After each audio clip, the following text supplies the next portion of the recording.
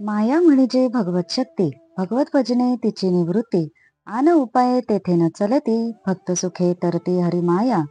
हरीची माया हरी भजने, हरी भक्ती सुखेची तरणे, हे निजगुह्य अर्जुनाचे निकारणे, स्वये श्रीकृष्णे सांगितले. मायेची हेची निजपुष्टी, स्वरूपी विमुख करी दृष्टी, द्वैत भावे अत्यंत लाठी, भ्रमाची त्रिपुटी वाढवी सदा. भयाचे जनक द्वैत भान, द्वैत जनक माया जाण, माया निवर्तक ब्रह्मज्ञान, हे संत सज्ञान बोलती. ऐसे श्रेष्ठ जे ब्रह्मज्ञान, ते भक्तीचे पोषण जाण, न करिता भगवत भजन, ब्रह्मज्ञान कदानुपजे. जरी जाहले वेदशास्त्र संपन्न, तेही न करिता भगवत भजन, माया निवर्तक ब्रह्मज्ञान, तयासेही जाण कदानुपजे. शब्द ज्ञानाची व्युत्पत्ती, दाटुकी होय लौकिक स्थिती, माया निवर्तक ज्ञानप्राप्ती, न करिता हरिभक्ती कदानुपजे. हरिगुणाची रसाळ कहाणी, ते ब्रह्मज्ञानाची निज जननी, हरिनामाचेनी गर्जनी, जीव घेऊनी माया पळे. माया पळता पळो न लाहे, हरिनाम धाके विरोन जाये, या लागी हरिमाया पाहे, बाधून लाधे हरिभक्ता. नामाची परम दुर्धर गती, माया साहू न शके निज शक्ती, हरिभक्त माया सुखे तरती, या लागी श्रीपती बोलिला स्वये. सायुज्यादी चारी मुक्ती, अंकी वाढवी भगवत भक्ती, ते न करिता अनन्य गती, शास्त्रज्ञ मुक्ती न घडे कदा. हरिभजनी जे विमुख, त्यासी सदा द्वैत सम्मुख, महाभयसी दुःखदायक, प्रपंचू देख दृढ वाढे. जेवी एकाएकी दिग्भ्रम पडे, तो पूर्व म्हणे पश्चिमेकडे, तैसी वस्तू विमुखे वाढे, अतिगाढे मिथ्या द्वैत्य. द्वैताचिये भेदविहिरे, सुटिती संकल्प विकल्पांचे झरे, तेथे जन्म मरणाचे निपुरे, बुडे एकसरे ब्रह्मांड गोळ. जन्म मरणाची या ओढी, नाना दुःखाची या कोडी, अभक्त शोषिती सांकडी, हरिभक्ता ते ओढी स्वप्नीही न लगे. अर्थात माया ही भगवंताची शक्ती आहे, त्यामुळे भक्तीनेच तिची निवृत्ती होऊ शकते. तेथे अन्य उपाय चालत नाहीत. हरीचे भक्तच ती माया सहजपणे तरून जातात. हे अत्यंत गूढ ज्ञान अर्जुनाच्या निमित्ताने श्रीकृष्णाने सांगितले आहे. मायेला बळ कशाने चढते? निजरूपापासून मनुष्याची दृष्टी विमुख करणे हेच तिचे बळ. तिच्यामुळे द्वैत उत्पन्न होते. पण संत म्हणतात की ब्रह्मज्ञानानेच मायेचे निवर्तन होते. ही माया एरवी पाहणारा, पाहिले जाणारे दृश्य व दर्शन अशी त्रिपुटी वाढवते. पण ते ब्रह्मज्ञानही भक्तीने उत्पन्न होते. भक्ती नसेल तर ब्रह्मज्ञान केव्हाही होत नाही. वेदशास्त्र संपन्न पंडितालाही मायेचे निवर्तक असे ब्रह्मज्ञान भगवत भजना वाचून होत नाही.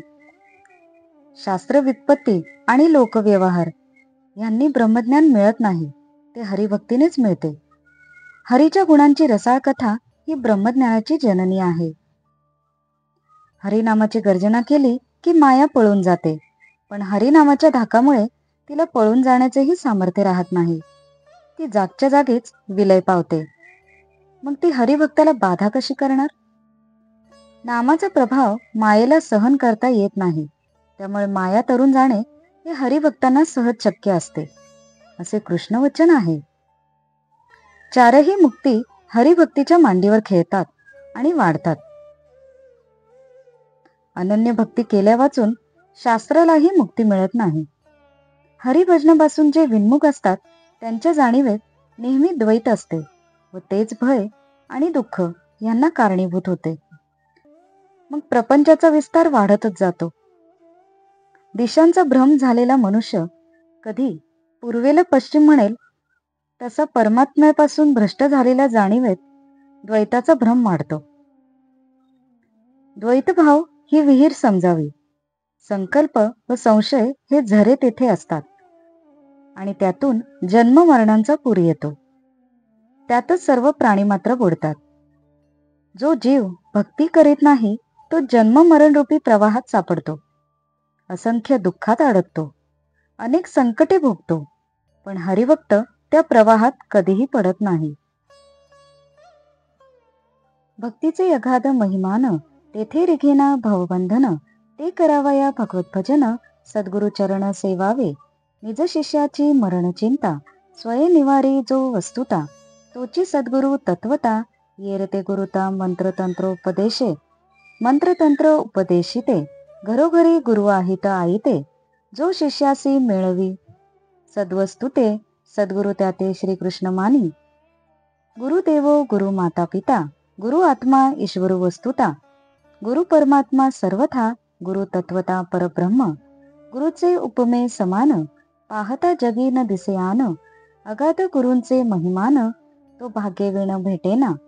निष्काम पुण्याची या कोडी, अगाध वैराग्य जोडे जोडी, नित्यानित्य विवेका आवडी, ते पाविजे रोकडी सद्गुरु कृपा.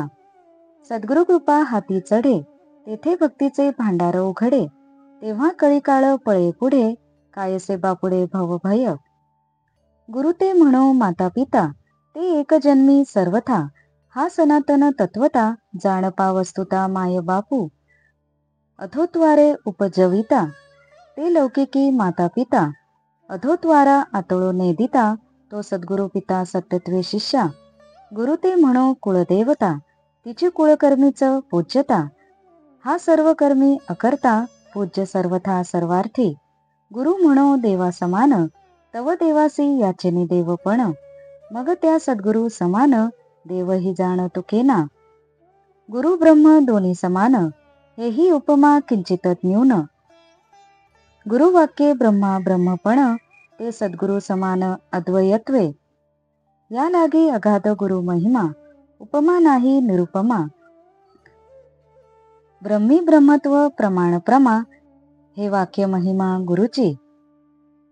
ब्रह्म सर्वांचे प्रकाशक, सद्गुरु तयांचाही प्रकाशक, एवं गुरुहुनी अधिक नाही आणिक पूज्यत्वे. या लागी गुरु ते मनुष्यबुद्धी, पाहो नये गा त्रिशुद्धी, ऐशी भावार्थ बुद्धी, सहजे चित्तशुद्धी सच्छिक्षा. अर्थात भक्तीचा महिमा आघात आहे, त्यात संसार बंधनाला वाव मिळत नाही. भक्तीच्या वाटा सद्गुरूंच्या सेवेने समजतात. जो गुरु शिष्यांच्या मरण भयाचे निराकरण करतो, तोच खरा सद्गुरू. मंत्र तंत्र उपदेश करणारे गुरु खरे गुरु नव्हेत. असे गुरु हवे तितके मिळतील, पण जो गुरु शिष्याला सद्वस्तूशी भिडवतो, तोच योग्य होय, असे श्रीकृष्णांचे वचन आहे. गुरु हा देव आहे व माता पिता आहे. गुरु हा आत्मा आहे व ईश्वर आहे, परमात्मा आहे व परब्रह्म आहे. गुरुला उपमा देता येईल असे या त्रिभुवनात काही नाही. असा गुरु परम भाग्यानेच भेटतो. निष्काम कर्माचे पुण्य पुष्कळ साचले, त्याला तीव्र वैराग्याची जोड मिळाली आणि नित्यानित्य विवेकाची आवड, एवढी सामग्री जमली की गुरुची कृपा होते. सद्गुरु कृपा झाली म्हणजे भक्ती मार्ग खुला होतो, भक्तीचे भांडार उघडते. मग काळाचेही भय वाटत नाही, संसाराचे भय कसे राहणार. गुरुला माता आणि पिता म्हणावे तर ते एका जन्मापुरतेच असतात. अर्थात प्रत्येक जन्मी निरनिराळे माता पिता मनुष्याच्या नशिबी असतात. पण सद्गुरु हा चिरंतनाचा माता पिता आहे. लौकिक आई वडील गर्भवास देतात, पण सद्गुरु मात्र गर्भवास चुकवतात. म्हणून शिष्याचा खरा पिता सद्गुरूच असतो. गुरुला कुलदेवतेप्रमाणे मानावे. तर कुलदेवता कुलधर्मापुरतीच पूज्य असते, पण गुरु सर्व कर्मामध्ये सर्व प्रसंगी पूज्यच असतो. गुरु देवाप्रमाणे आहे असे म्हणावे तर सद्गुरूंमुळेच देवाची ओळख पटते. त्यामुळेच देवही सद्गुरूशी तुलना करण्यास योग्य नाही. गुरु आणि ब्रह्म हे दोन्ही समान आहेत असे म्हणावे तर ब्रह्माची उपमा सुद्धा कमी पडते. कारण गुरूंच्या सांगण्यामुळेच ब्रह्माला ब्रह्मत्व येते आणि दोहोत समानता नसून वस्तुतः दोन्ही एकच आहेत. म्हणून गुरुचा महिमा फार थोर आहे, त्याला उपमा नाही. ब्रह्मातील ब्रह्मत्व, त्याचे प्रमाण, प्रमा म्हणजे स्वरूप इत्यादी जे काही विचारात घेतले जाते, तोही महिमा गुरुचाच आहे. ब्रह्म सर्व वस्तू जाताचे प्रकाशक आहे, हे खरे. पण सद्गुरू ब्रह्माचाही प्रकाशक आहे. म्हणून पूज्यपणामध्ये गुरुपेक्षा जास्त काही नाही. आणि म्हणून गुरु हा एक व्यक्ती असे कधी समजू नये, त्याला ब्रह्मच समजावे.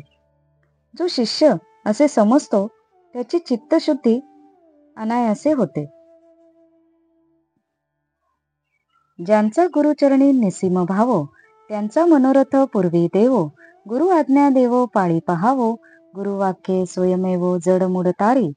ब्रह्मभावे जे गुरुसेवक, देवो त्यांचा आज्ञाधारक. त्यासी नित्यपूर्वी निजात्मसुख, हे गुरु मर्यादा देखनुल्लगी देवो. देव गुरु आज्ञा स्वयमानी, तव गुरुदेवासी पूज्यत्व आणि. एवं उभयता अभिन्नपणी, भावार्थी या लागोनी तारक. सद्भाव नाही अभ्यंतरी, बाह्यभक्ती भावेची करी. भावानुसारे संसारी, नानापरी स्वये ठकती. ठकले ते मनुष्य गती, ठकले ते निजस्वार्थी. ठकले ते ब्रह्मप्राप्ती, डंबे हरिभक्ती कदानुपजे. येथे भावे विण तत्वता, परमार्थून ये हाता. सकळ साधनांचे माथा, जाण तत्वता सद्भावो. कोरडी ये खांबी धरिता सद्भावो, तेथेची प्रकटे देवाधिदेवो. मा सद्गुरु तो तव पहावो, स्वय स्वयमेव परब्रह्म. या लागी गुरुभजना परता, भजावया मार्गू नाही आयता. ज्ञानभक्ती जे तत्वता, ते जाण सर्वथा सद्गुरु भक्ती. गुरुहुनी श्रेष्ठ ब्रह्म, म्हणता गुरुत्वा आला कनिष्ठ धर्म. ऐसा भाव धरिता विषम, ब्रह्मसाम्य शिष्यानुपजे. आम्हा सद्गुरु तोची परब्रह्म, ऐसा नित्य निजभाव सप्रेम. हेची गुरुसेवा उत्तमोत्तम, शिष्य परब्रह्म स्वये होय. ऐशिये गुरुसेवे आत, प्रल्हाद झाला द्वंद्वातीत. नारद स्वानंदे गात नाचत, ब्रह्मसाम्ये विचरत सुरासुर स्थाने. ऐसीच गुरुसेवा करिता, चुकली अंबरीशाची गर्भव्यथा. ते गर्भची जाहला देवो साहता, भक्ता भवव्यथा बाधो नेली. ऐशिया अभिन्न भावना, सुभती भजती गुरुचरणा. ते पढियंते जनार्दना, त्यासी भवभावना शिवो नेली. गुरु ब्रह्म दोन्ही एक, शिष्यही असे तदात्मक.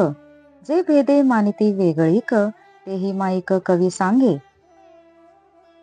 अर्थात ज्यांची गुरुचरणांवर पूर्ण निष्ठा असते, त्यांची सर्व इच्छा भगवंत पूर्ण करतो. भगवंतही गुरुची आज्ञा पाळतो.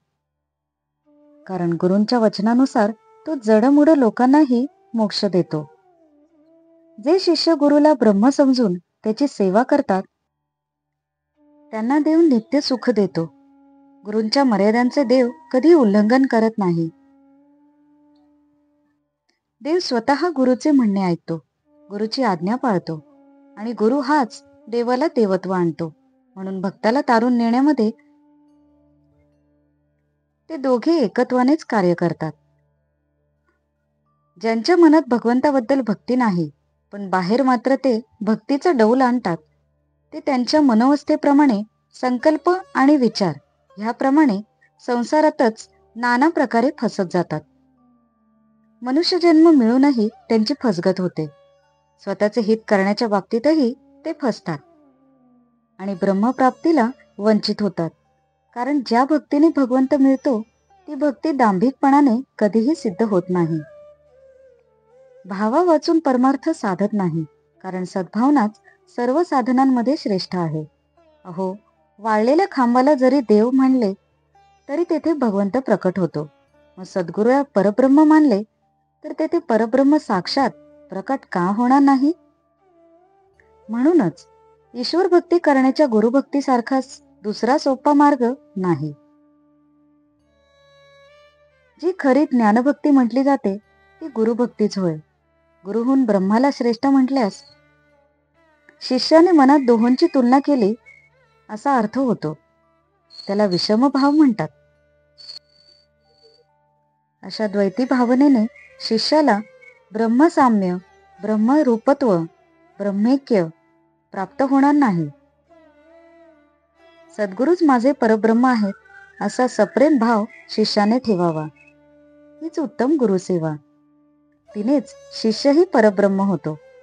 अशा गुरुसेवेनेच प्रल्हादाला द्वंद्वातीत अवस्था प्राप्त झाली. नारदाला ब्रह्मसाम्य प्राप्त होऊन तो नामसंकीर्तन करीत सर्वत्र देव आणि दैत्य यांच्या स्थानांतूनही संचार करू लागला.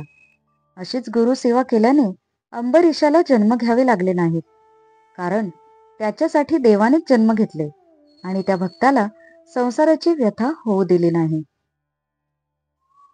अशा अभिन्न भावनेने जे सुज्ञ भक्त गुरुचरणांची सेवा करतात ते जनार्दनाला प्रिय होतात. तो त्यांना सांसारिक विचारांचा स्पर्शही होऊ देत नाही. गुरु व ब्रह्म दोन्ही एकच आहेत आणि ते ऐक्य जाणणारा शिष्यही त्यांच्याहून अभिन्न आहे, हे सत्य होय.